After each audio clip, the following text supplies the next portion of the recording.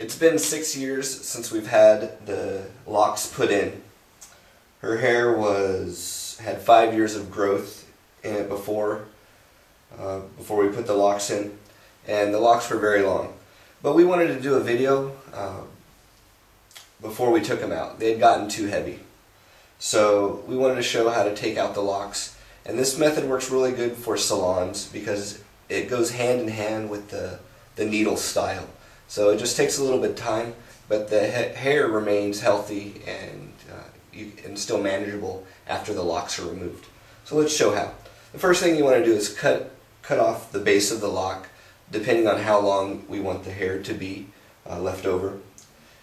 So we like this length here, so we've cut all the locks off to this length. And then we wanted to show how to take the locks out easily.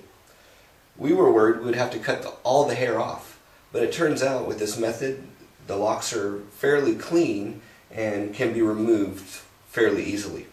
So we would start with the cut end, and we would use the same crochet hook to fray the ends and just pull them down, create the loose hairs that way. We're just pulling out the knots, and if there's any cut hairs, those get taken out also.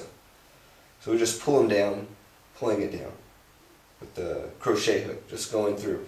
The style and the technique I like to use for pulling it out is I usually go on the edge of the lock and I'll pull the knots out just on the edges, and I'll rotate it around, pulling those knots out on the edges.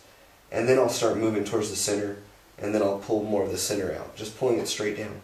I use the curved end, so it's a little smoother on the hair. It's important to know what side of the hook you're using for either putting the lock in or taking it out. I've noticed it's almost opposite. For putting the lock in, I'm hooking with it with the pointed end. For pulling it out, I'm using the curved end, pulling it down. That way it's a little easier on the hair. It's very important for this method to be as kind to the hair as possible. So we're pulling it out. Now after doing it a little bit, it begins to get coarse. So one of the things to help us with the coarseness is a little bit of moisturizer. Hair conditioner. Hair conditioner, thank you. It moisturizes and helps it make it a little, can we get some for it? Thank you. Makes it a little slicker and makes the hook glide easier. Now this is the first time it's had conditioner in 6 years.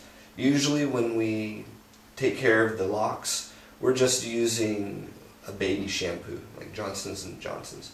An oil residue-free shampoo works the best. That keeps it coarse and helps the knots to be maintained. So with a little bit of conditioner on it, it's smoother already. And then I'm just sliding it down, sliding the hook down, catching it on the bottom. And then I like to, like I said, hit the edges, the sides of the lock, and pull it down that way. It takes a while.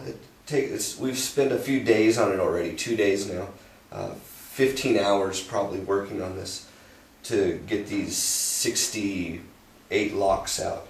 They're not all the way done, but we wanted to show the different stages that we do. So one of the different ways that if you have two people working with it, the person taking them out and the one who has it, is what we like to do is we'll move the knots down when there's more hair, when there's more of the frayed hair down, to move the knots down with the crochet hook, like moving it down more into the base of the frayed hair. So now the knots are down here a little bit farther, and then we'll use the comb to help take out the final bits of knot. So it's just like when you're combing your hair. You start on the bottom of the knots and you pull those down. And it just helps with two people doing it. It goes a little faster. And we have one that's up here. Thank you.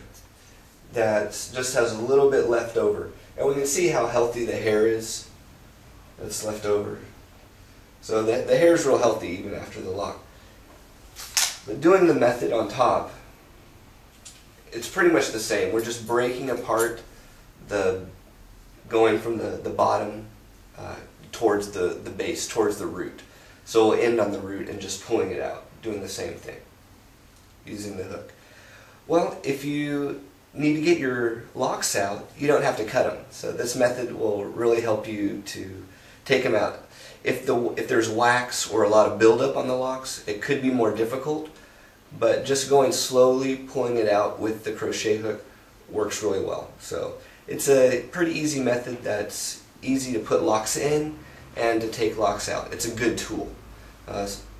This one's a 0.6 millimeter that we like. It's a little bit smaller. Have to be careful piercing the finger, but just do it slow, and if you're putting them in, focus on putting them in a little bit at a time. Taking them out, just focus on taking them out a little bit at a time. Okay? I hope you enjoyed the dreadlock experience and taking them in or taking them out.